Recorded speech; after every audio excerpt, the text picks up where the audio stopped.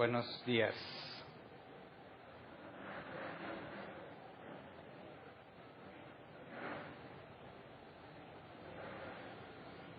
¿Cómo les fue de lluvia ayer? Por acá hubo un diluvio, literal. Llovió como hace mucho no veía que lloviera. Casi siempre nos toca ver la lluvia así de largo y no nos llueve acá. Ahora sí llovió mucho. Pero qué bueno porque se refresca el ambiente. Y también quiero hacer una aclaración.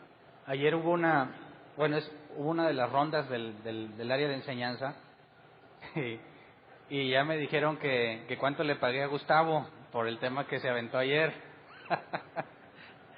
Ahí yo aclaro que yo tengo las manos limpias, me las lavo como Pilato. Fue el Espíritu Santo, ¿verdad?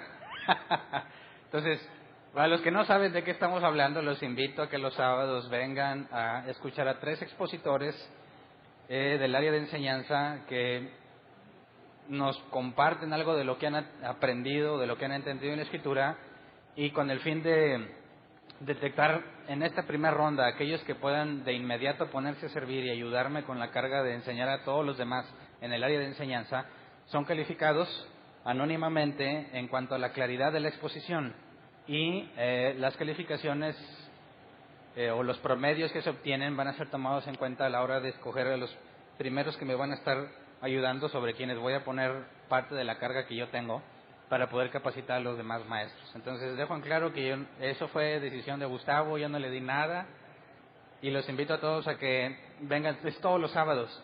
El último sábado es el sábado antes del campamento, entonces todavía hay chance de escucharlos. Y bueno, vamos a empezar en Efesios 5:22. Vamos a meternos un tema escabroso y que es de suma importancia que tengamos en claro. Creo que hay mucha confusión en cuanto a este tema y la idea es utilizar la Biblia para explicar claramente lo que nos dice el apóstol Pablo en estas palabras, que son muy usadas, en mi caso particular, en mi experiencia, son muy usadas por los ateos, pero también he visto barbaridades entre los cristianos a la hora de aplicar estos pasajes en la vida diaria. Efesios 5:22, en la versión Reina Valera 60, dice: las casadas estén sujetas a sus propios maridos como al Señor. El nombre del tema es: las casadas estén sujetas. Y no es una pregunta, ¿verdad? Es en sentido imperativo. Y algunas mujeres simplemente al escuchar esto ya rechinan los dientes, como los fariseos rechinaban los dientes cuando Jesús los confrontaba con doctrina. Y yo he visto mujeres que no quieren saber nada de Dios por pasajes como este. Muchísimas páginas de ateos, hablando de Facebook, les encanta citar ese tipo de pasajes. Dicen: tú que eres cristiana, lee la Biblia, lo que dice acerca de tu condición inferior de mujer. Las casadas estén sujetas a sus maridos. Y hay otros peores, ¿verdad? Pero nos enfocaremos en estos. Y la idea es que entendamos cómo es que lo que ya vimos de Efesios tiene que ver con el asunto del matrimonio y cómo viene a desembocar en la vida matrimonial. Primero, desde el principio de la carta se habló de la elección, ¿verdad? Y luego vimos del misterio de Cristo, que todos somos un pueblo, judíos, gentiles y de todo, desde antes de la fundación del mundo, debido a la elección.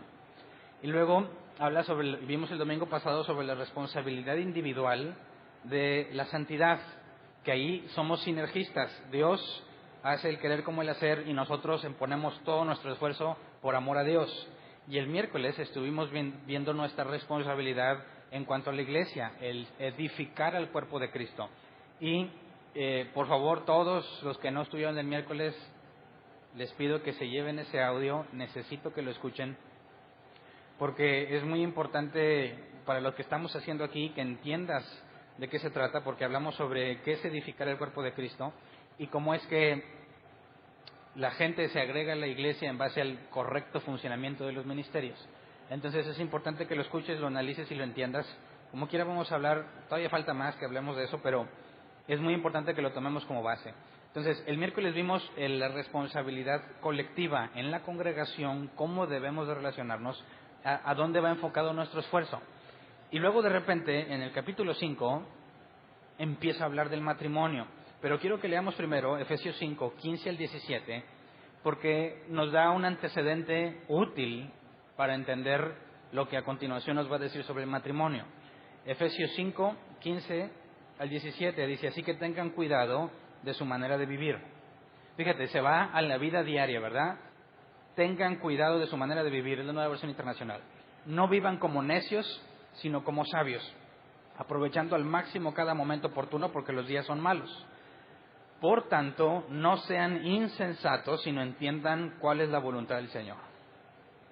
Quisiera que analicemos en el original estos 3 pasajes, porque nos habla de sabiduría y de entender la voluntad de Dios. Muchos cristianos dicen que a Dios no lo puedes entender, ¿verdad? Y estoy de acuerdo en parte. Jamás podremos entender a plenitud cómo es Dios o quién es Él, porque somos seres limitados. Es imposible que lo infinito pueda entenderse en algo finito como nosotros. Pero, si nos habla de entender la voluntad de Dios, entender lo que hace Dios, entender cómo nos trata Dios y muchas cosas, como Jeremías 9, si alguien ha de gloriarse, gloríese de conocer y entenderme. Así que el entendimiento es parte fundamental del cristiano, y el hecho de que Pablo lo mencione versículos antes de hablar sobre el matrimonio es porque debemos de tomarlo en cuenta, ¿ok? Lo que Pablo nos va a decir en el matrimonio tiene que ver con su sabiduría, no la sabiduría humana de él, sino la que Dios le concedió. Y quisiera ver la palabra sabios, mejor insensatos. Sabios muchos se van a decir, sí, como yo, pero insensatos, la palabra insensatos es afrón, que se traduce como tonto, sin razonamiento. Entonces Pablo está diciendo, no sean tontos, ¿verdad? No se comporten como tontos, pues oye más bonito insensatos. Nos dice que hay que entender, ¿verdad?, cuál es la voluntad de Dios, y la palabra es el griego suniemi, que se traduce como poner las cosas juntas o embonar las piezas. También se traduce como entender algo después de analizarlo. Entonces, entender la voluntad implica el ejercicio de tomar ciertas cosas individuales o separadas aparentemente y embonarlas, y al embonarlas vas a entender. Porque se entiende la voluntad, y la palabra voluntad es el griego thelema, que se traduce como desear. Hay otros diccionarios como el Helps que te da más información y dicen esto es lo que Dios prefiere que suceda. Se puede traducir como la mejor oferta, pero esta mejor oferta de Dios es rechazable por el ser humano. Después hablaremos otra palabra griega, boulomai, que también se traduce como voluntad, y que si no distinguimos, cuando hablemos muchos pasajes en la Escritura que habla sobre lo que Dios quiere o lo que Dios desea, tenemos que ver si está hablando de thelema o boulomai para entender si es algo rechazable o, en el caso de boulomai, algo que va a suceder porque Dios así lo ordenó. Entonces, en cuanto a lo que debemos entender, la palabra voluntad es la mejor oferta de Dios.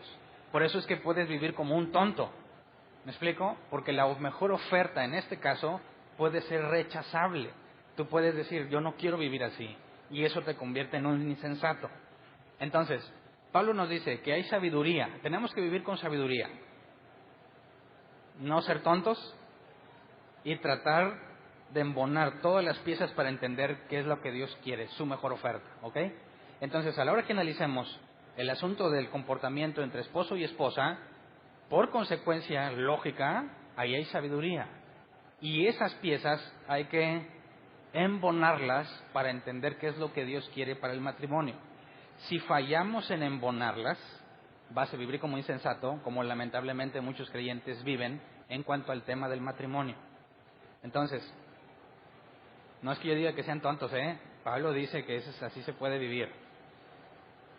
Entonces, leamos otra vez desde un poquito más Efesios 5, 22 al 24, para leer la parte fea de este pasaje en cuanto a la sumisión. Efesios 5, 22 al 24 dice: esposas, sométanse a sus propios esposos como al Señor, porque el esposo es cabeza de su esposa, así como Cristo es cabeza y salvador de la iglesia, la cual es su cuerpo. Así como la iglesia se somete a Cristo, también las esposas deben someterse a sus esposos en todo. Entonces, habla de sumisión, y en nuestra cultura, ¿qué es una mujer sumisa?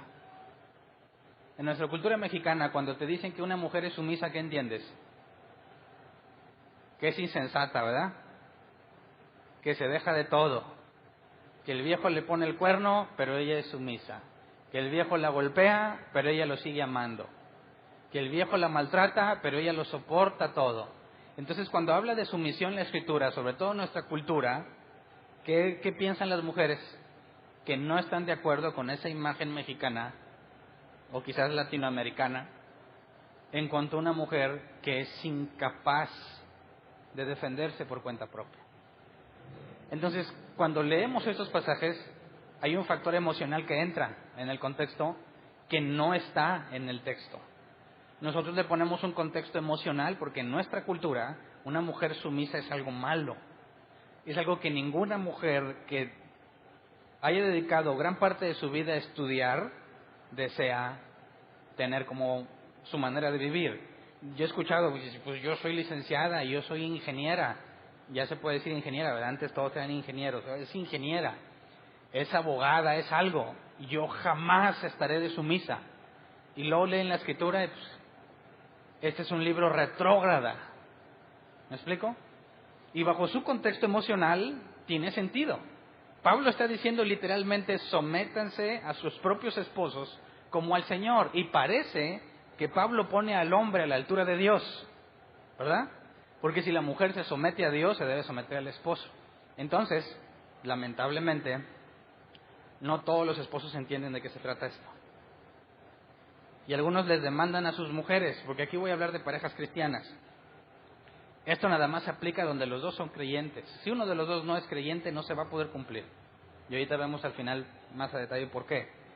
Pero cuando habla de la sumisión a Dios, y que así tienes que someterte a tu esposo, es un arma de dos filos si no hacemos la parte que, como comenté al principio, de embonar las piezas para entender cuál es la voluntad de Dios. De manera que Pablo nos dice una razón: esposas, sométense a sus propios esposos como al Señor, porque el esposo es cabeza de su esposa. Así que nos da una razón para entender por qué debieran de someterse. Parece a simple vista que Pablo promueve el machismo y que la mujer en cierta forma es inferior al hombre, ya que el hombre es puesto como a la altura de Dios y demanda la sujeción que Dios demandaría de una mujer, ¿verdad?, para un hombre. Entonces, yo quisiera que primero aclaráramos que la propia Escritura no habla de inferioridad en cuanto a las mujeres. Vamos a Gálatas 3, 26 al 29. Y no voy a tratar, hay muchas personas, gracias a Dios, que escuchan los videos y los audios de nuestras reuniones. Y me han comentado en redes sociales, hay personas no necesariamente creyentes que nos escuchan. Así que no voy a tratar, y el mensaje es más para ellas que para los de aquí, para las personas que nos escuchan que no son creyentes, no voy a tratar de excusar la sumisión de la mujer, sino de usar todas las piezas que la Escritura da para poder entender cuál es la mejor oferta de Dios. Así que no estoy tratando de desestimar o de tapar lo que Pablo está diciendo, sino que yo, al igual como la Escritura lo dice, yo estoy de acuerdo en que la mujer se debe someter, pero de acuerdo a las bases bíblicas que indican la forma en la que se debe de hacer.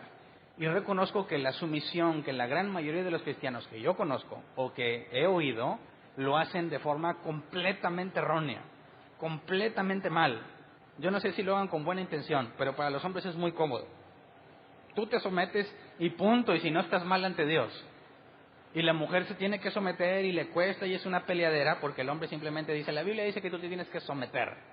Y lo usan a su favor en un error garrafal que voy a demostrar más adelante. Entonces, dejando ese paréntesis a todos aquellos que nos oyen, que no son creyentes o que consideran que la sumisión es equivocada, denme la oportunidad de mostrarlo, ¿ok? Gálatas 3, 26 al 29 dice: todos ustedes son hijos de Dios mediante la fe en Cristo Jesús, porque todos los que han sido bautizados en Cristo se han revestido de Cristo.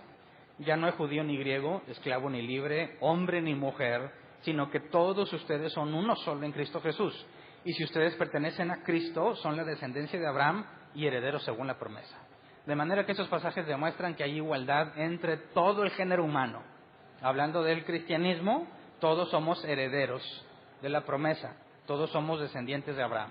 Entonces, no puedes, a veces le hago como argentino, no puedes decir que cuando Pablo habla de sumisión, está poniendo a la mujer en un grado inferior, porque la propia Escritura, el propio Pablo nos dice que todos somos iguales en Cristo.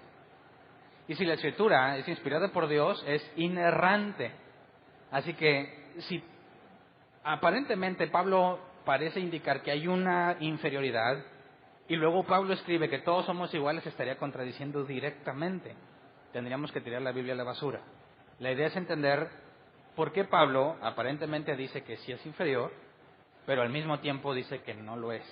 Entonces, con este pasaje de la Escritura vemos, número uno, que hay igualdad y que no se promueve la inferioridad de la mujer, aunque en aquellas culturas la mujer era inferior, ¿verdad?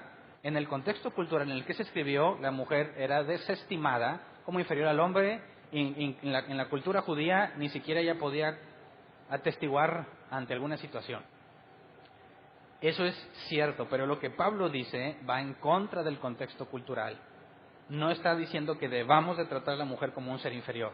Y demuestro por medio de la Escritura esa parte. Segundo, Efesios 5:21. Justo antes de que diga mujeres o esposas, sométanse a sus esposos, dice, sométanse unos a otros por reverencia a Cristo. Así que la sumisión no es algo que solamente las esposas hacen, sino que todo creyente debe practicar.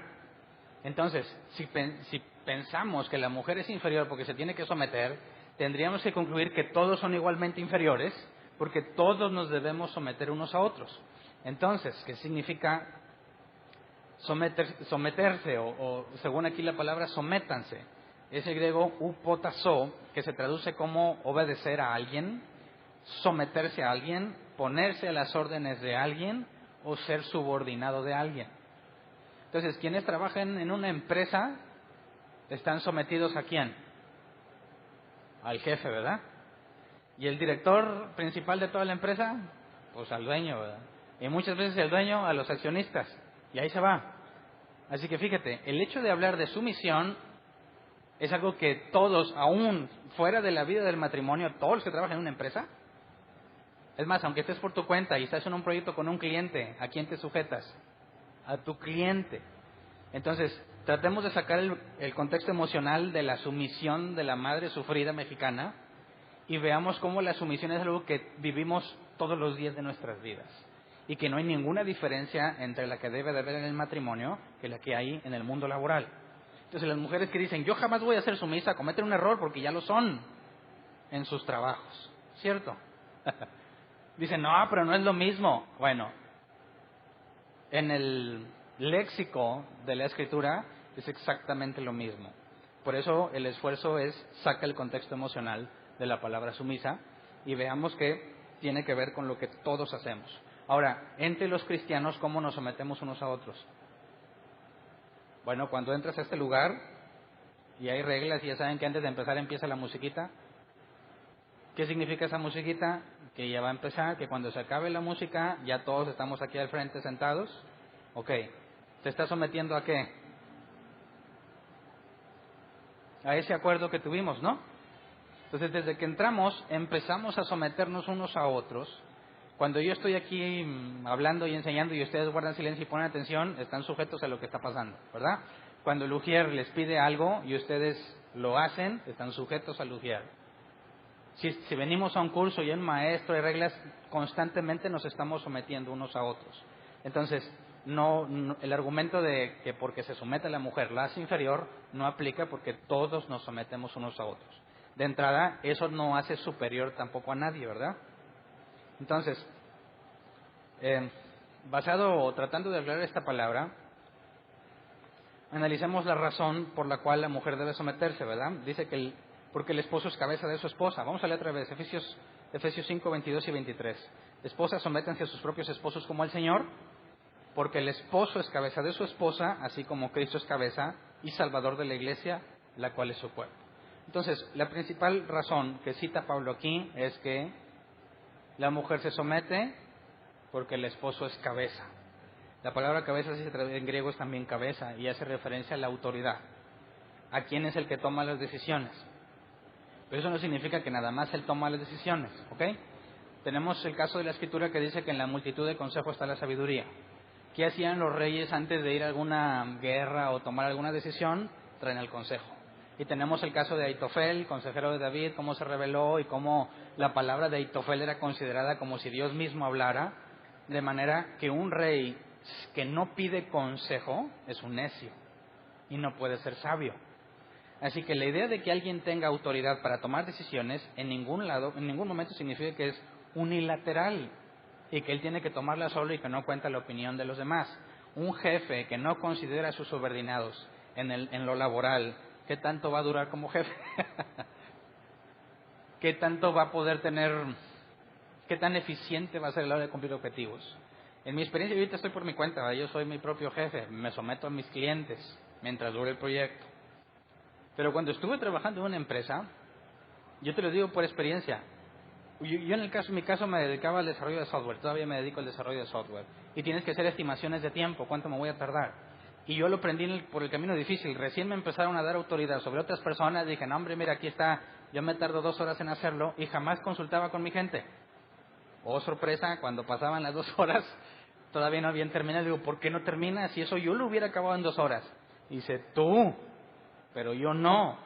Yo tengo que considerar más cosas, yo tengo menos experiencia, yo desconozco cómo funciona el proceso, de manera que se tardaban 4 o 5 horas. ¿Y quién tenía la culpa de quedar mal? Yo, por no consultar a las personas que están a mi cargo. Entonces, ahorita voy a demostrar con Biblia eso que te estoy diciendo en el ambiente laboral. Pero la idea de ser cabeza implica la toma de decisiones y la responsabilidad de lo que se hace. Entonces, el esposo, según Pablo, tiene esa responsabilidad. Y dice que así como Cristo es cabeza y salvador de la iglesia. Entonces, el esposo tiene esa responsabilidad así como Cristo la tiene, ¿verdad?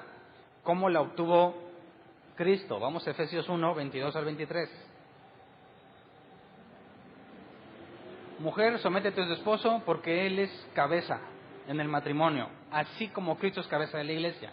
Así que la forma en la que Jesús se convierte en cabeza de la iglesia tiene que ver con la forma en la que el esposo es cabeza en el matrimonio. Efesios 1, 22 al 23, Dios sometió todas las cosas al dominio de Cristo y lo dio como cabeza de todo a la iglesia. Esta, que es su cuerpo, es la plenitud de aquel que lo llena todo por completo.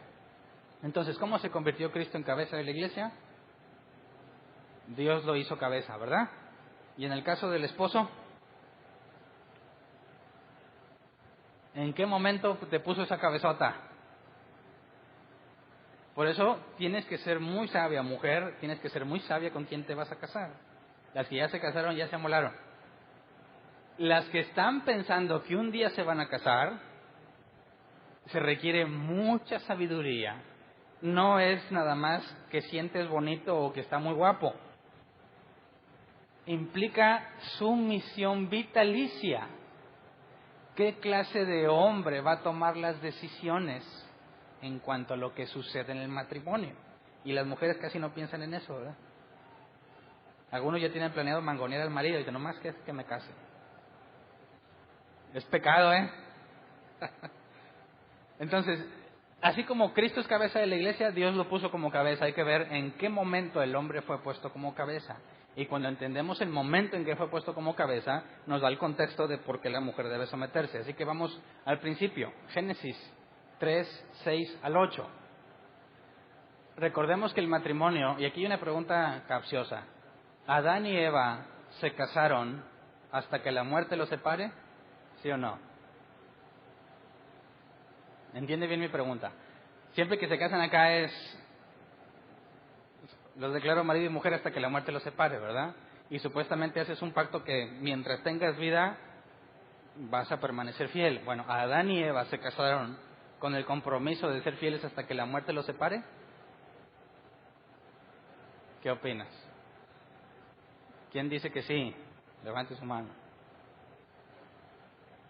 ¿Quién dice que sí se casaron hasta que la muerte los separe? Levante su mano otra vez. 2 valientes. ¿Quién dice que no? Levante su mano, por favor. Tienen que votar. Para empezar, ¿se casaron antes o después de que hubiese muerte? Antes. Entonces no se casaron hasta que la muerte los separe porque ni siquiera estaba en sus planes. Se casaron para siempre. ¿Me explico? No es, bueno, pues ya nomás que se muera este viejo y voy a ser libre.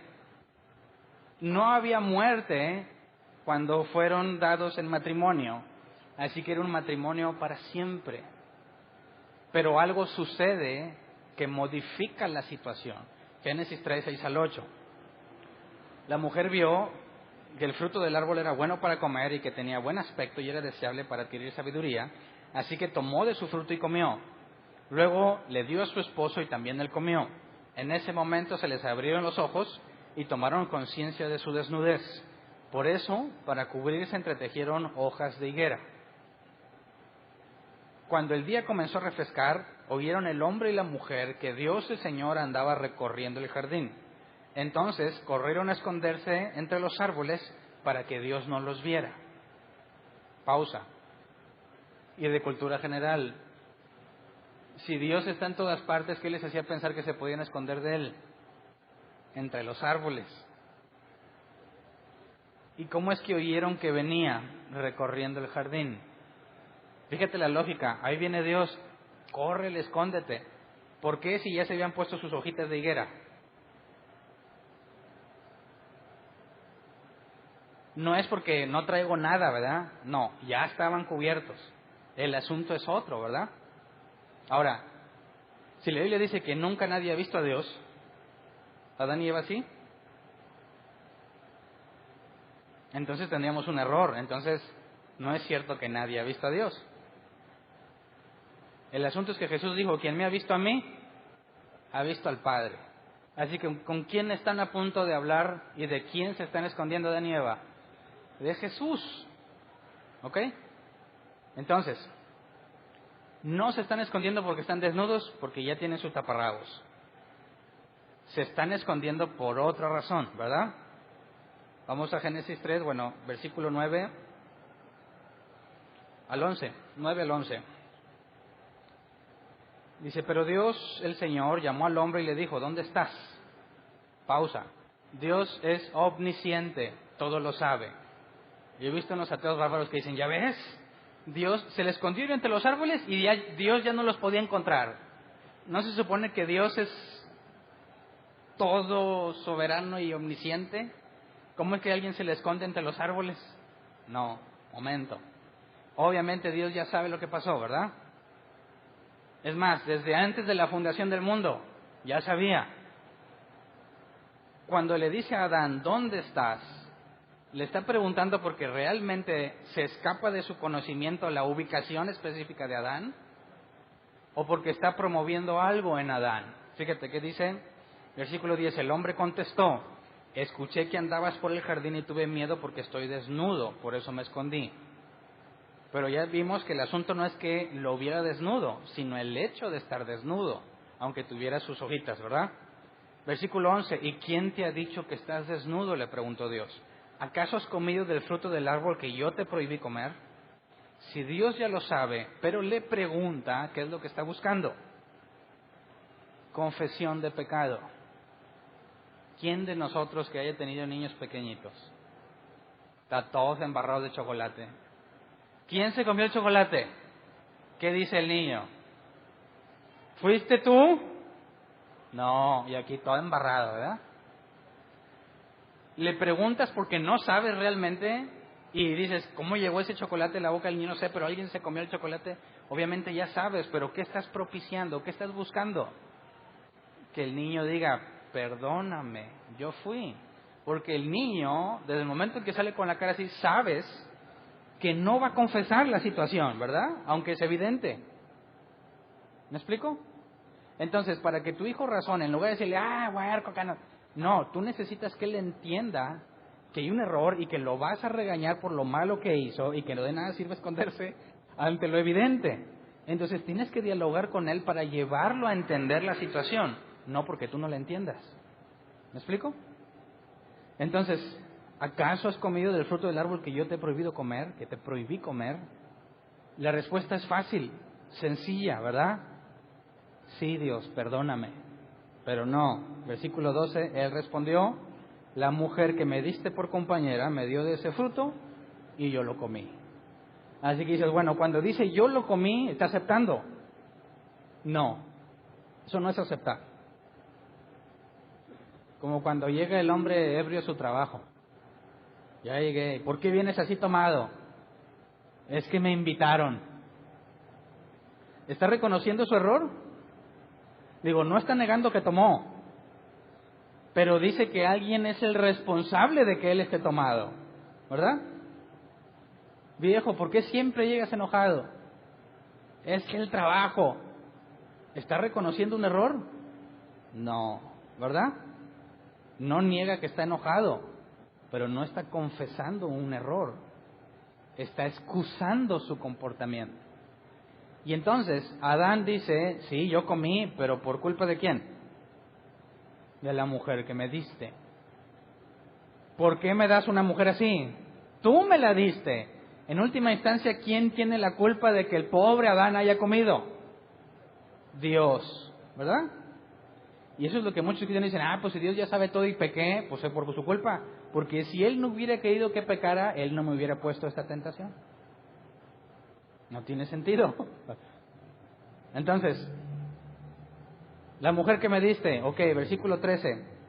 Entonces, Dios el Señor le pregunta a la mujer, ¿qué es lo que has hecho? Otra vez, la misma oportunidad que le dio a Adán para confesar su pecado, la misma se la otorga a Eva. ¿Qué es lo que has hecho? La serpiente me engañó y comí, contestó ella. Misma respuesta. Sí comí por culpa de la serpiente. Así que no está reconociendo culpabilidad. No niega lo evidente, pero se victimiza. Soy una víctima. Adán y Eva se declaran víctimas. Adán fue víctima de su impía mujer. Y Eva fue impía por causa de la mugre serpiente. ¿Verdad? ¿Qué hace Dios al respecto? Primero, ¿se oye Dios enojado, molesto, iracundo? No habla como en otros pasajes, ahora descargaré mi ira o por cuanto han pecado. No, fíjate que Dios está... A ver, Adán, no, pues la culpa de la mujer. A ver, Eva, no, pues la culpa de la serpiente. Y lo he dicho muchas veces, como que la serpiente apenas iba a decir algo, pero no le preguntaron nada a la serpiente, ¿verdad? La castiga en directo. Te arrastrarás sobre tu vientre, comerás polvo. Pero no es el enfoque de ver qué le pasó a la serpiente. Vamos al versículo 16. Después de que condena a serpiente, regresa y ahora dirige la palabra a Eva. A la mujer le dijo, multiplicaré tus dolores en el parto y darás a luz a tus hijos con dolor. Desearás a tu marido y él te dominará. Leamos este mismo pasaje en la versión 60 porque no es correcta la traducción en la parte que dice desearás a tu marido. O sea, no es literal la corrección, la traducción. En la versión Reina Valera 60 dice, la mujer dijo, multiplicaré en gran manera los dolores en tus preñeces, con dolor darás a luz a los hijos, y tu deseo será para tu marido, y él se enseñoreará de ti. Y esa es una traducción literal. Tu deseo será para tu marido. Ahora él controla lo que tú haces, mujer. Él se enseñoreará de ti. Y aquí la palabra enseñoreará es el hebreo mashal, que se traduce como gobernar, ejercer control, tener autoridad o dominar. Entonces, ¿en qué momento Dios le da a Adán, el esposo, la responsabilidad sobre la esposa? En la caída. Desde ese momento, parece que Dios castiga a Eva y le dice, ya no eres libre, ahora te sometes a él. Imagínate, Eva decir, pues me acaba de echar la culpa de su error. Gracias Dios, semejante castigo, ¿verdad? Digo, ¿qué preferirías, mujer? ¿Estar subordinada a un hombre sabio y prudente o a un necio que te echa la culpa de todo? Y luego Dios te dice, ahora Él se va a enseñorear sobre ti. Señor, ¿por qué? No puede decir, no te preocupes, me divorcio y hay muchos peces en el mar, eran los únicos, ¿eh? ¡Qué malo Dios! La pone bajo sujeción de un necio, cobarde, que no reconoce su propio error. ¿Es un castigo o no? Al hombre le dice que con el sudor de su frente obtendrá el pan y la tierra le va a dar espinas y más cosas, pero ahorita no voy a hablar de los pobrecitos hombres. Quiero que nos enfoquemos en entender en qué momento Dios le da la responsabilidad al esposo. Ish e Isha son las palabras en hebreo para hombre y mujer en estos pasajes, que Ish es esposo, Isha es esposa. De manera que en este momento, a causa de lo que sucedió, Dios pone como cabeza al hombre en el matrimonio. Entonces, como dijo Pablo, así como Cristo es cabeza de la iglesia, porque Dios lo puso como cabeza, de la misma forma Adán es cabeza en el matrimonio porque Dios lo puso como cabeza. El asunto es entender si Dios se enojó y por eso castigó a Eva. Por eso te preguntaba, ¿Dios se oye enojado? Digo, a veces por medio de la escritura o del texto es difícil percibir emociones, pero ninguna de sus palabras tiene que ver con ira, como las usa en otros pasajes. Entonces, ¿Dios castiga a Eva o no? No puede ser un castigo. Aunque haya sido tan cobarde Adán, no puede ser un castigo. ¿Por qué? Notemos lo que señala Pablo en 1 Timoteo 2, 13 al 14. 1 Timoteo 2, 13 al 14. Dice, porque primero fue formado Adán y Eva después. Además, no fue Adán el engañado, sino la mujer. Y ella, una vez engañada, incurrió en pecado. ¿Es cierto o es falso lo que dice Pablo? Aquí parece que le echa toda la culpa a Eva, tal como Adán dijo, ¿verdad? Pero no es lo que está diciendo. Recordemos qué fue lo que contestó Adán cuando le preguntó a Dios, ¿qué has hecho? ¿Comiste del árbol que te prohibí comer? La mujer que me diste me dio y comí. ¿Dijo que había sido engañado? No. ¿Cuál fue la respuesta de Eva? La serpiente me engañó.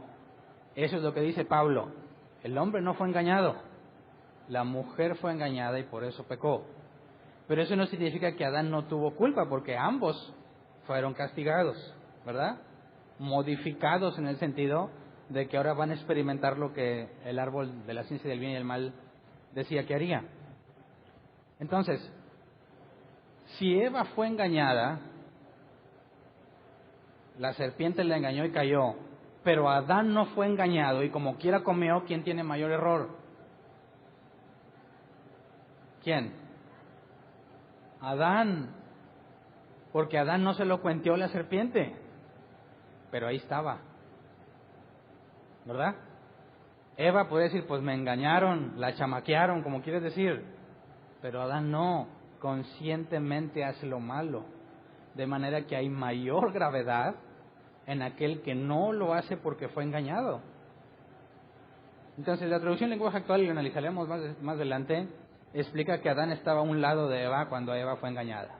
Estaban juntos. De manera que Adán está viendo todo, ve que la mujer cae, cayó en el juego de la serpiente, come, no le pasó nada. Come tú también, bueno, ¿cómo?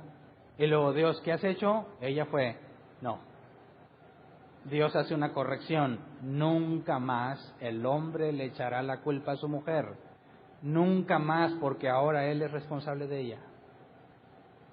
Cuando dice, tu deseo será para tu marido y él se enseñoreará de ti, está diciendo, cosa que pase, cosa que hagas, le voy a demandar a tu esposo lo sucedido.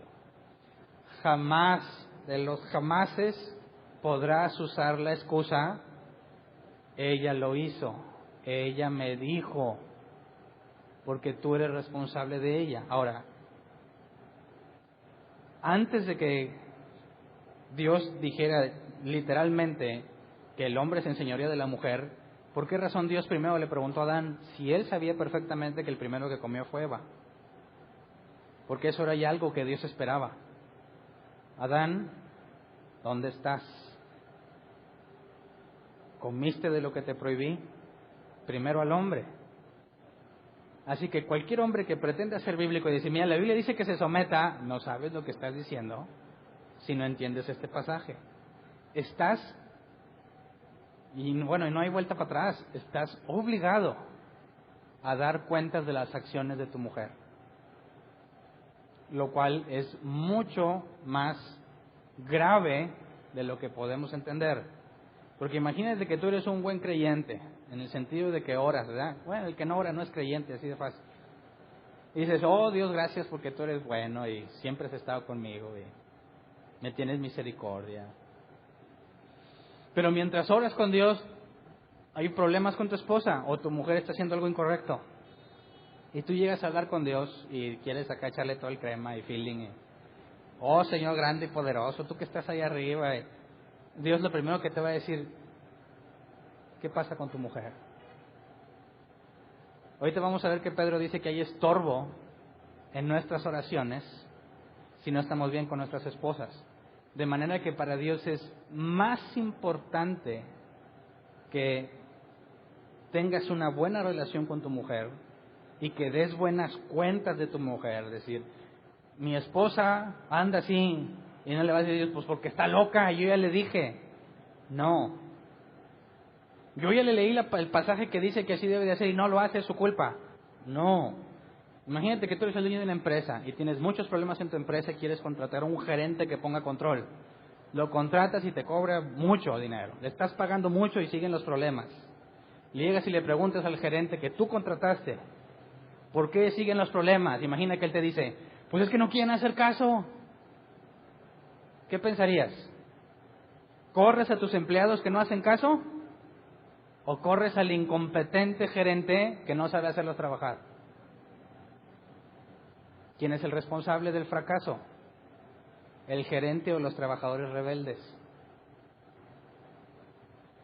Para mí es muy claro. A ver, gerente, te pago para que ellos trabajen. ¿Y sabes qué? Para que estén felices mientras lo hacen. Si eres incapaz de hacer eso, no me eres útil. Me traigo a alguien que sepa poner en orden las cosas. Y es exactamente la misma analogía. Lo malo que Dios no te corre, ¿verdad? Te disciplina.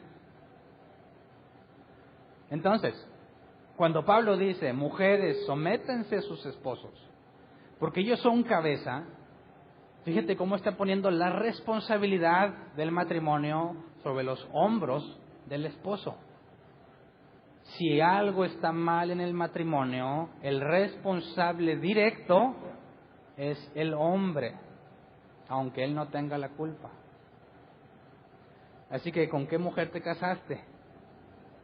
¿Habías pensado en eso? A ver, yo le voy a dar cuentas a Dios de todo lo que ella haga cuando me case con ella. ¿Qué clase de mujer es? Los chavos no piensan en eso, ¿verdad? Nomás dicen, se va a poner... O no te dicen, no, mira a la mamá. Y tú dices, pues, bueno, me la juego. A ver, como dicen las mujeres, a ver si no me sale borracho.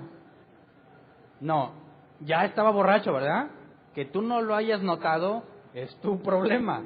Pero no te salió borracho como que dicen, pues escoge las 3, sacas la ficha y me salió borracho. No, tú conviviste con él, tú conviviste con ella. Por eso el noviazgo es la idea de casarse, no nomás de pasarla bien juntos. Entonces, tenemos que pensar que tú te vas a casar con una mujer de la cual sus acciones le vas a rendir cuentas a Dios. Y dice, no, pues es que el problema es que no es cristiana. Entonces, ¿cómo le vas a hacer? ¿Cómo le vas a hacer? Señor, es que no me hace caso. Pues no. A ella no le interesa la Biblia ni lo que Dios dice. ¿Quién va a tener un conflicto siempre ante Dios al casarse con una mujer que no le interesa la Escritura? Al revés, es que no es cristiano, pero está bien guapo. Nomás a mí me quiere. A nadie le habla como a mí. ¿A quién te vas a someter? ¿Quién se supone que va a arreglar las situaciones en el matrimonio, aún los conflictos emocionales? Imagínate que el esposo y la esposa se pelean. Y híjole, ¿quién tiene que tomar la iniciativa para arreglar el problema? Independientemente de quién es la culpa. ¿quién tiene que tener la iniciativa en arreglar el problema en una pareja de creyentes? Aunque no tenga la culpa, el hombre que tiene que presentarse ante Dios en oración y tiene que darle cuentas por esta mujer necia, que quizás está haciéndolo todo mal, pero cuando llegue ante Dios, Dios me va a decir: ¿qué estás haciendo con tu esposa? ¿Por qué está así? Y no le puede decir: no sé, está loca. Está loca. Dame tiempo de entender la situación. Así que, Dios, sé que ando mal. Dame gracia y sabiduría para arreglar esta situación. ¿Verdad? ¿Se acuerdan que hay otro caso? Jesús dice: cuando vayas a presentar tu ofrenda al altar, pero tienes algo contra tu hermano, deja ahí la ofrenda, primero ve, arréglate, y después vienes y presentas la ofrenda. Exactamente lo mismo en el matrimonio. Señor, gracias. ¿Cuál gracias, Señor? Arregla eso. Y dicen que los hombres, las mujeres son tan astutas que cuando el hombre se equivoca pide perdón, ¿verdad? Pero cuando ella se equivoca, también tengo que pedir perdón. Porque si yo le reclamo, mi esposa no, todas las demás. A mí Dios me bendijo con una mujer que no es así. Está enojada, es que lo hiciste mal. Bueno, pero ¿qué? Ya me hiciste enojar. Ya me sentí mal. Bueno, perdóname por hacerte sentir mal. ¿Por qué siempre tenemos que terminar pidiendo perdón nosotros? Por mandilones, dicen unos. No, por sabiduría. Por eso las primeras pasajes que leímos es: vivamos con sabiduría. ¿A quién le gustaría vivir emproblemado todos los días de su vida con la mujer que vive con él? ¿Qué clase de insensato, al español, qué clase de tonto quiere llegar todos los días a su casa al problema con su mujer? Ningún hombre que quiera vivir en paz va a estar dispuesto a dejar que el problema no se arregle, porque le es perjudicial. ¿Me explico? Así que no, es que mi orgullo, yo no me voy a doblegar. No seas insensato, por decirlo de la mejor manera. No funciona así en las cosas de Dios. Pero te voy a dar más evidencia. Entonces, 1 Corintios 11:3. Ya vimos que, en ese momento el esposo es cabeza de su mujer, pero no como castigo para Eva, sino como un seguro. Le está diciendo Dios a Eva: jamás tu hombre te va a echar la culpa de algo que hizo. Ahora él va a dar la cara. ¿Se habrá molestado Eva? Gracias, Señor, por hacerme justicia, ¿verdad? De que este cobarde me haya echado la culpa. Luego, 1 Corintios 11:3. Ahora bien, quiero que entiendan que Cristo es cabeza de todo hombre, mientras que el hombre es cabeza de la mujer y Dios es cabeza de Cristo. Entonces, ya que el hombre es cabeza de su mujer, ¿la puede tratar como él quiera? Humillarla, y si tengo lavadora pero de 2 patas. Como quien dijo, el presidente Fox, ¿verdad? El presidente Fox una vez dijo que la gente debería tener lavadora, pero no las de 2 patas. Entonces, es que ella se somete, así que ella es mi especie de ayudante, secretaria, mi achichincle por toda la eternidad. El ministerio es mío y ella pues cuida a los niños. Ella hace las cosas cotidianas mientras yo le sirvo al Señor. Qué ignorancia, profunda ignorancia. Si la mujer se somete al hombre, su esposo, este hombre a su vez está sujeto ¿a quién? A Cristo. ¿Qué clase de hombre que está sujeto a Cristo maltrataría a su mujer? Ahora, ¿cuántas veces Jesús te trata así de achichincle? ¿Por qué un hombre que entiende cómo es tratado al estar bajo sumisión trataría de mala forma a quien está subordinado a él? No hay justificación. Quien se trata de aprovechar de la esposa bajo la idea de que él es la cabeza, no hace más que mostrar una profunda ignorancia en cuanto a su conocimiento de Dios. ¿Cómo te trata Dios a ti? Es como tú debes de tratar a tu mujer. Aún en lo secular, si hay subordinados tuyos, ¿cómo te trata tu jefe, Jesús? ¿Cómo me trata a mí? ¿Cómo los debo tratar yo a ellos? ¿Me explico? Entonces, Por eso, en las matrimonios cristianos, jamás debiese existir una especie de superioridad del que da las órdenes. Porque se supone que estamos sujetos a Cristo, es nuestra cabeza. Es imposible que haya maltrato entre creyentes, o que esté justificado, porque sí hay maltrato lamentablemente. No es imposible que bíblicamente esté justificado, porque estamos sujetos a Cristo. Entonces regresémonos a Efesios 5, 22 al 24. Si ya demostramos que el hombre es cabeza, leámoslo con este entendimiento, lo que dice aquí. Esposas, sométanse a sus propios esposos como al Señor. ¿Entiendes cómo es que como al Señor, si se supone que el hombre está sujeto a Cristo, lo que Cristo manda es lo mismo que Él le va a demandar a ella? ¿Verdad? No tendría que haber variación. Entonces te sujetas a tu esposo como al Señor, porque si el Señor es cabeza de tu esposo, es exactamente lo mismo. Porque el esposo es cabeza de su esposa, así como Cristo es cabeza y Salvador de la iglesia, la cual es su cuerpo. Y ya vimos cómo fueron establecidos ambos. Dios establece a Cristo como cabeza y a Adán como cabeza en el matrimonio, ¿verdad? Así como la iglesia se somete a Cristo, también las esposas deben someterse a sus esposos en todo. Y aquí, para poder entender a mayor profundidad, veamos qué dijo Jesús a sus subordinados en Juan 15:15. Porque tiene que ser exactamente igual entre el esposo y la esposa. Mujeres, sométanse a sus esposos, ¿verdad? Como la iglesia se somete a Cristo. Bueno, ¿qué dijo Jesús en Juan 15:15? Ya no los llamo siervos, porque el siervo no está al tanto de lo que hace su amo. Los he llamado amigos, porque todo lo que a mi Padre le oí decir, se lo he dado a conocer a ustedes. Así que, ¿cómo debe ser la relación entre esposo y esposa? Amigos.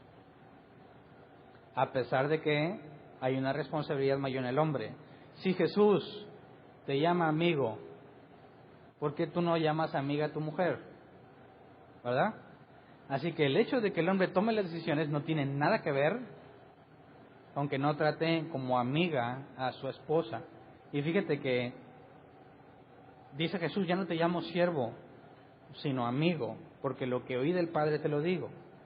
Si entre los casados, hombre y mujer, platican, expresan lo que aprenden, de lo que entienden de Dios, lo que van a hacer juntos, ahí está la relación de amistad que Jesús dijo con sus discípulos.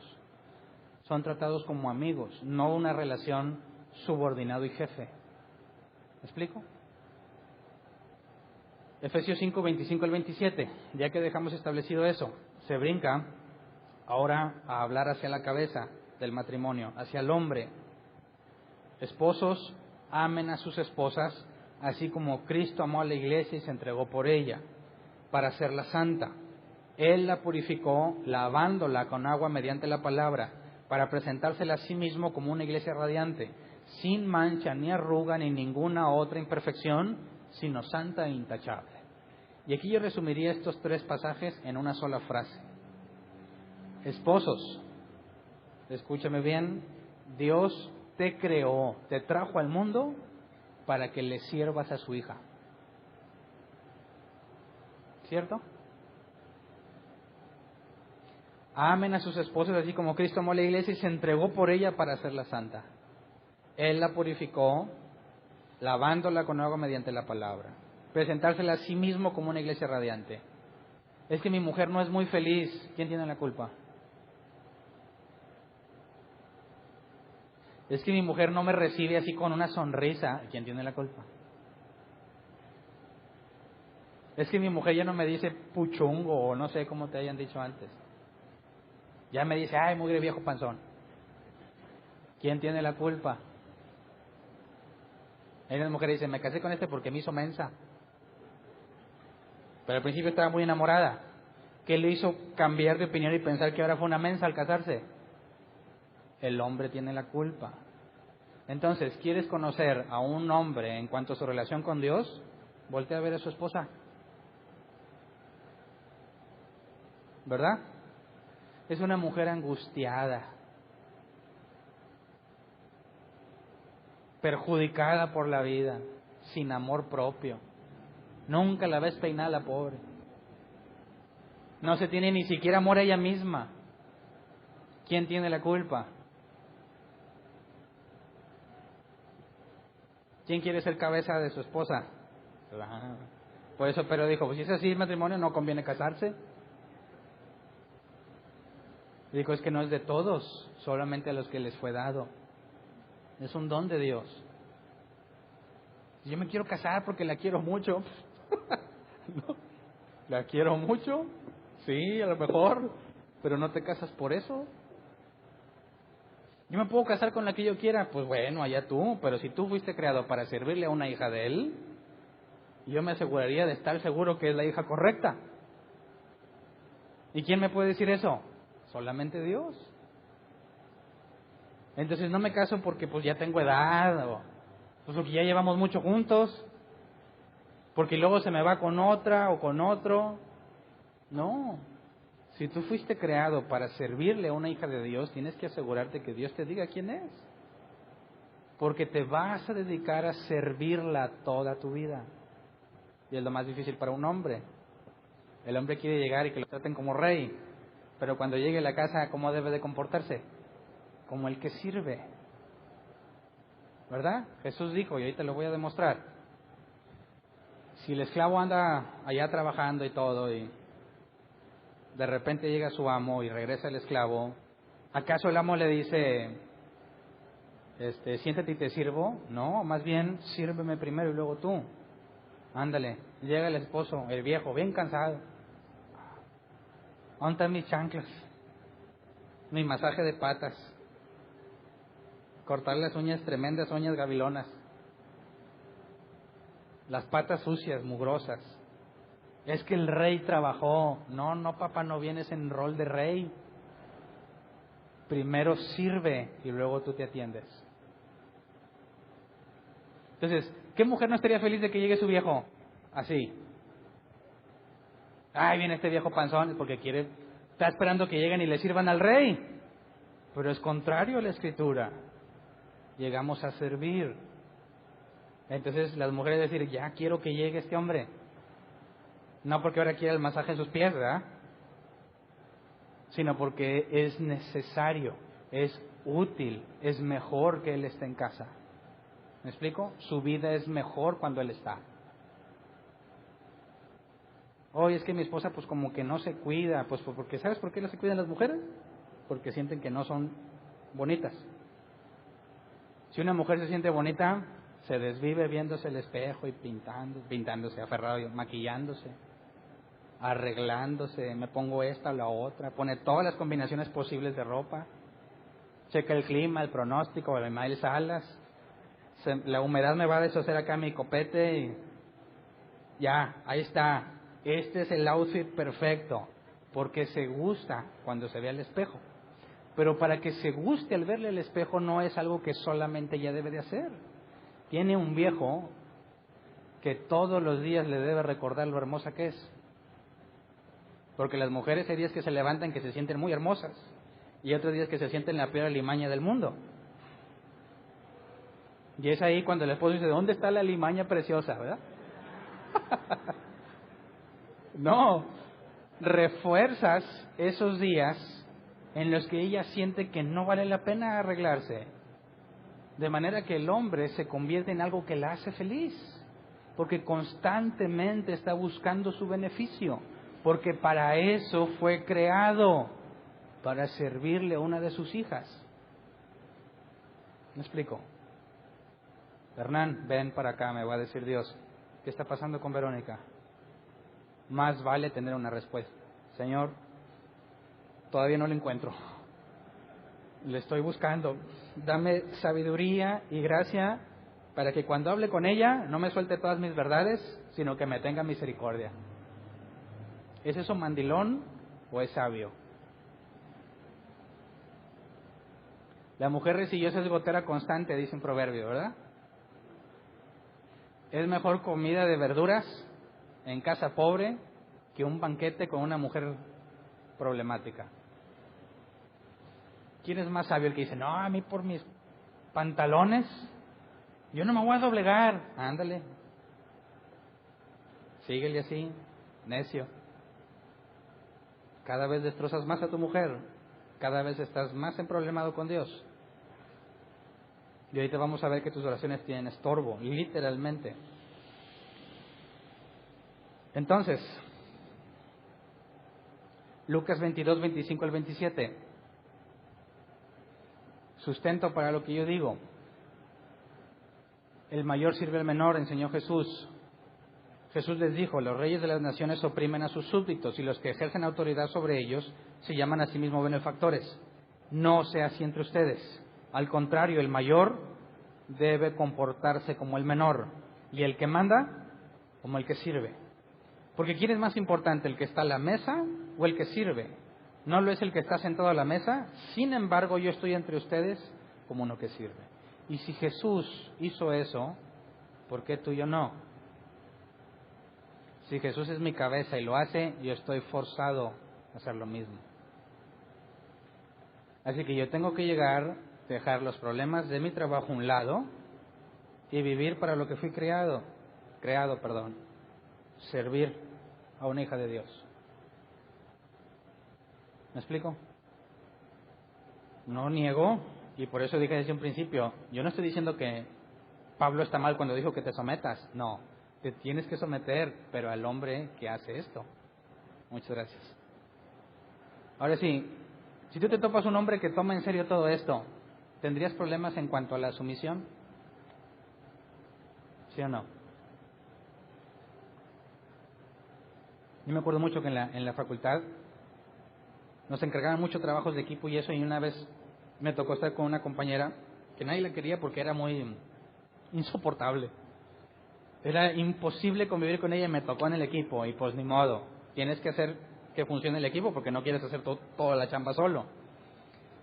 Conforme teníamos que interactuar por cuestión de las tareas y los proyectos, poco a poco me iba a dar cuenta que era una feminazi. ¿Todos saben qué es una feminazi? Esas feministas que odian a los hombres y que son lo peor y que ellas dicen que quieren vivir solas, que solas es lo mejor que pueden estar, la mejor vida que pueden tener. Y no quieren saber nada de esos hombres machistas. Bueno, así era ella. Ah, que los hombres, y bueno, pues te aguantas de qué haces, tienes que hacer el proyecto. Y poco a poco le decía, pero ¿por qué?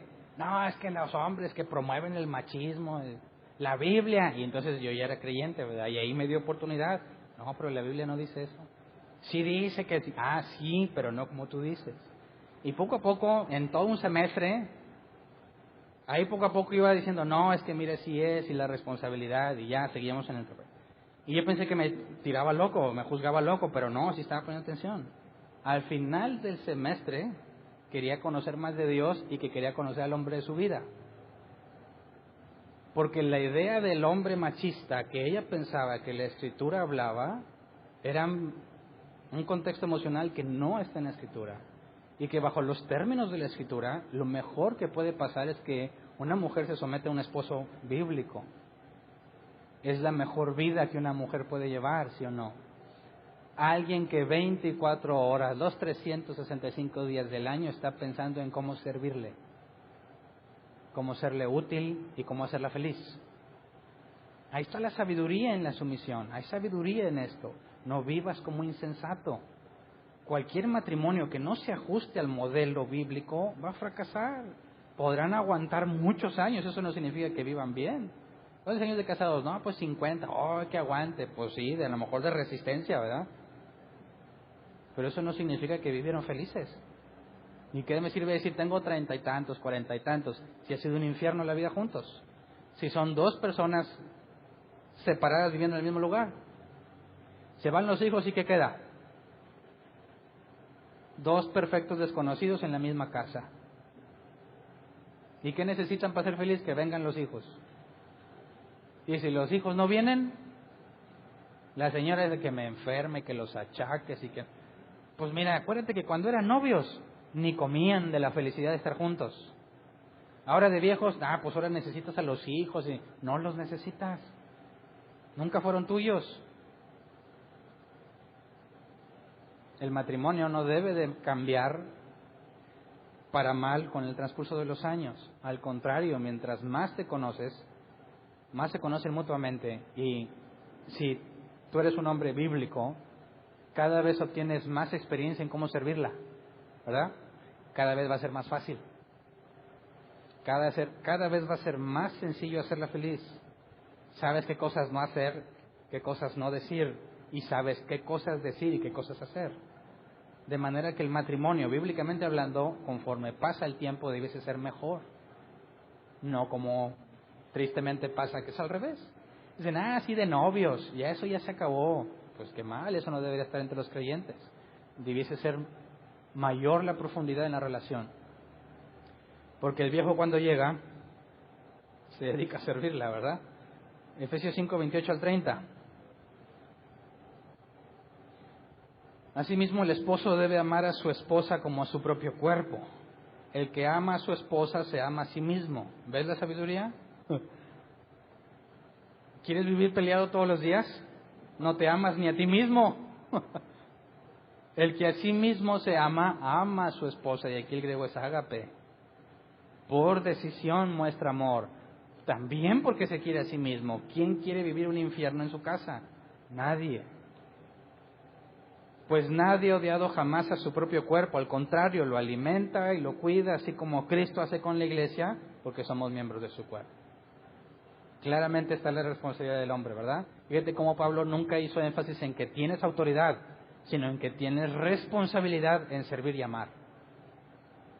Y luego versículo 31 al 33. Por eso dejará el hombre a su padre y a su madre y se unirá a su esposa, y los dos llegarán a ser un solo cuerpo. Esto es un misterio profundo, yo me refiero a Cristo y a la iglesia. En todo caso, cada uno de ustedes ame también a su esposa como a sí mismo, y que la esposa respete a su esposo.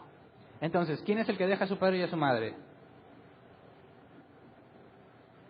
Y ahí va para todos los hombres y las mamás, ¿verdad?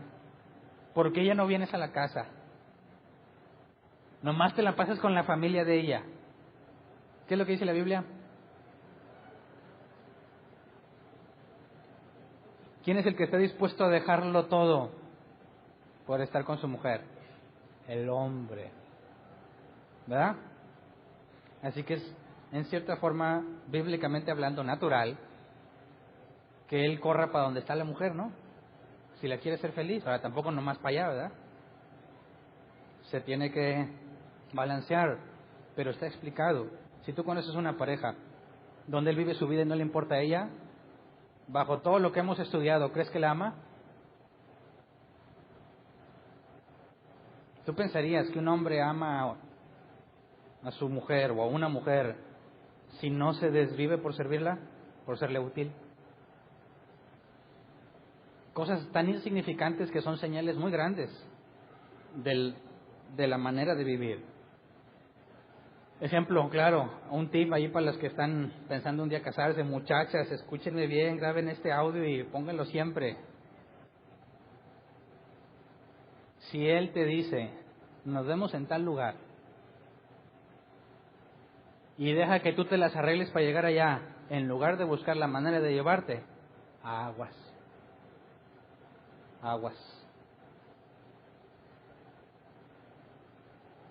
Si mi esposa es muy preciada para mí, no la voy a exponer para ahorrarme tiempo, dinero, gasolina o esfuerzo. Voy a buscar la manera de darle seguridad siempre que pueda. Todavía no me caso, pues todavía con mayor razón. Porque el casado puede decir, pues ya no se va, ya se casó. Pero los que no se han casado, mayor énfasis debería ser en yo quiero servirte. Y en lo que pueda yo te llevo, te traigo hasta... Hago lo imposible por serte útil. Porque eres tan valiosa para mí que no quiero exponerte a nada. Nadie puede decir, pues está bien fea. ¿Quién la va a pelar? Pues a lo mejor todos podrán pensar eso, pero no el novio, ¿verdad? Porque para él es la mujer más hermosa que hay. Y va a decir, toda la bola de buitres, esos que andan van a querer con ella. No. Yo cuido lo que es mío, decimos, ¿verdad? Este es mi tesoro, ¿verdad? Mi porción, mi herencia. No la voy a exponer. Hombre, nadie la pela. Eso dices tú. Pero imagínate que le dice, hombre, no te pasa nada, ve. Mala señal. Mala señal. Porque si en la etapa de noviazgo que mostramos lo mejor de nosotros, si en esa etapa no lo hace, casado menos, ¿verdad? Entonces, muchachas, no se dejen apantallar. Bien fácil apantallarlas. Si lo conoces por ratitos, aunque tengas años, pero nomás son ratitos y siempre lo ves bañado y perfumado, y a pesar de eso no te trata como lo más valioso que tiene, no vale la pena. Tienes oportunidad de hacer correcciones en tu vida y decirle a Dios, si este hombre es el que tú creaste para servirme, dame evidencia. ¿Verdad? Se oye feo, pero dice, no entregues las perlas a los cerdos. Y como hija de Dios eres muy valiosa para Él. Y bíblicamente ha preparado a alguien para que te sirva toda la vida. No le des las perlas a los cerdos. 1 Pedro 3:7, y con esto termino. De igual manera, ustedes esposos, sean comprensivos en su vida conyugal, tratando cada una a su esposa con respeto, ya que como mujer es más delicada y ambos son herederos del grato don de la vida. Así nada estorbará las oraciones de ustedes. Pero no me gusta esta traducción porque le puso palabras que no vienen. Reina Valera 60.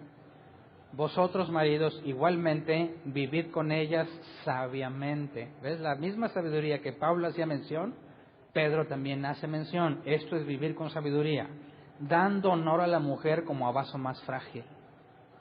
Y la ilustración es muy clara.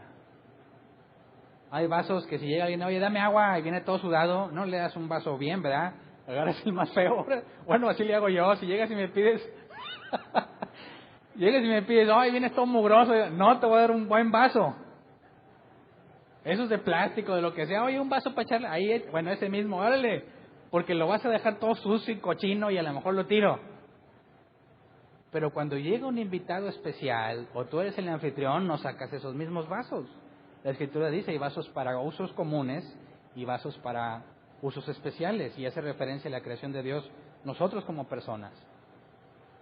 Si la mujer es el vaso más frágil, no significa que la trates así con pincitas, ¿no? Es valioso y especial, y tiene un trato especial, y no está hecha bola con los demás trastes, tiene su lugar especial, y le pone su puertita para que no se llene de tierra, ¿verdad? Para que cuando requieres hacer uso de ese vaso, y no hablo de usar a la mujer, ¿verdad?, sino de la analogía, está en perfectas condiciones. Por eso dice la Escritura, para presentársela a sí mismo, Jesús se entrega por ella, por la iglesia, para presentársela a sí mismo sin mancha y sin arruga. Cuando tú tienes cuidado especial de la mujer que Dios te dio, estás actuando con sabiduría. Y dice, como dando honor a la mujer como vaso más frágil y como a coherederas de la gracia de la vida, para que vuestras oraciones no tengan estorbo. Como coherederas de la gracia de la vida, habla de la igualdad que te demostré, ¿verdad? Ante Jesús somos iguales. Entonces, la tratas como vaso frágil y no como algo inferior, ni como algo superior. Coherederos en Cristo, somos iguales. Para que vuestras oraciones no tengan estorbo. Y aquí la palabra estorbo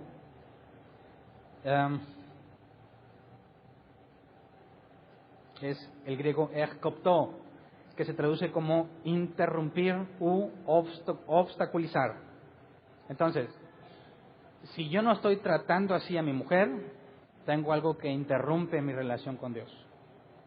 Por eso te puse el ejemplo. Vas a traer ofrenda, primero ve y arréglate, deja la ofrenda ahí donde está, no la quiero, no me la des, hasta que te arregles y luego vienes y me la traes, la ofrenda.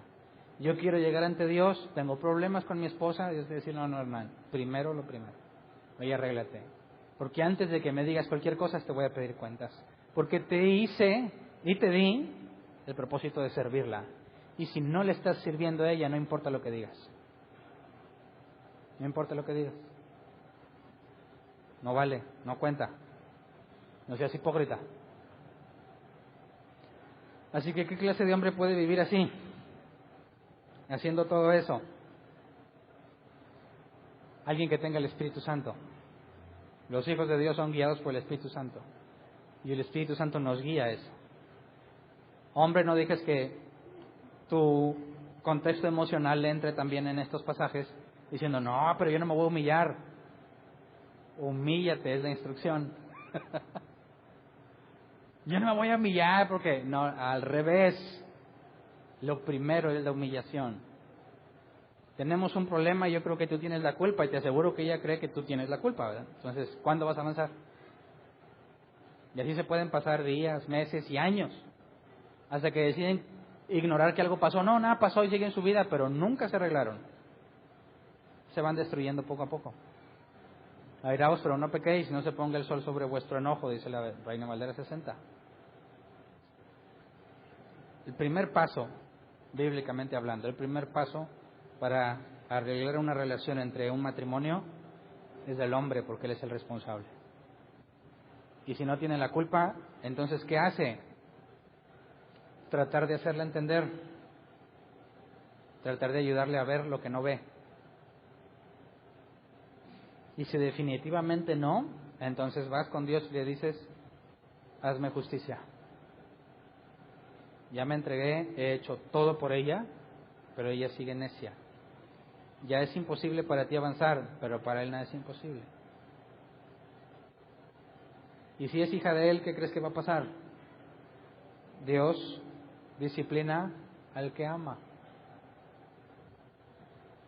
Entonces, ninguna mujer que se considere creyente va a ser tan necia como para no tomar la oportunidad de arreglarse, ¿verdad? Entonces, cuando uno de los dos se pone necio y orgulloso, estás mal ante Dios. Y tú tienes problemas con él y necesitas arreglarte. Pero, bíblicamente, la sumisión es lo más sabio que puede haber en un matrimonio. Y no sé si ahora estés de acuerdo conmigo en que la Biblia para nada promueve el machismo. ¿O te parece que Pablo está hablando de actos machistas? Nada que ver. Nada que ver.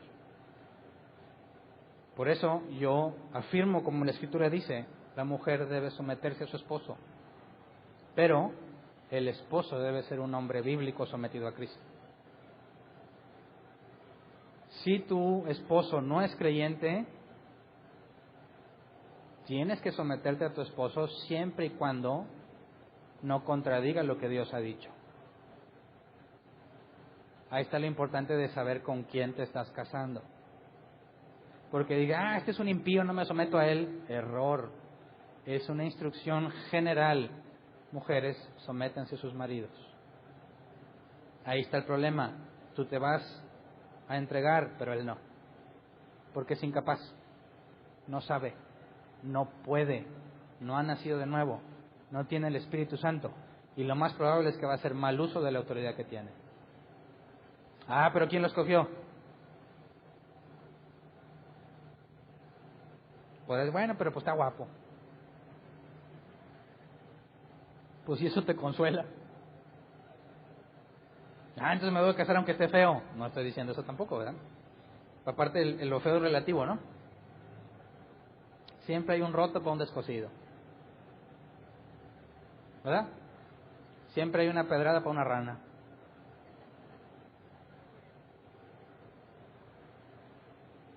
Entonces, no seamos insensatos. ¿Pudiste poner las piezas juntas? Las embonamos de manera que entendemos cuál es la mejor oferta de Dios para el matrimonio. ¿Sí? Ahí está la clave. No te has casado, no te cases hasta que estés plenamente seguro. Si eres mujer, plenamente seguro de que ese es el hombre que nació para servirte, para que ahora sí le entregues las perlas a un hijo de Dios. Y si tú eres hombre, asegúrate de que de ella es a la que debes de servir, porque si no haces exactamente lo mismo. Una mujer no creyente que su esposo la sirva, lo va a querer así traer y mangonear. Nunca va a saber corresponder. Nunca va a poder someterse a su marido porque le es imposible. Entonces seamos sabios, ¿verdad? Vamos a ponernos de pie.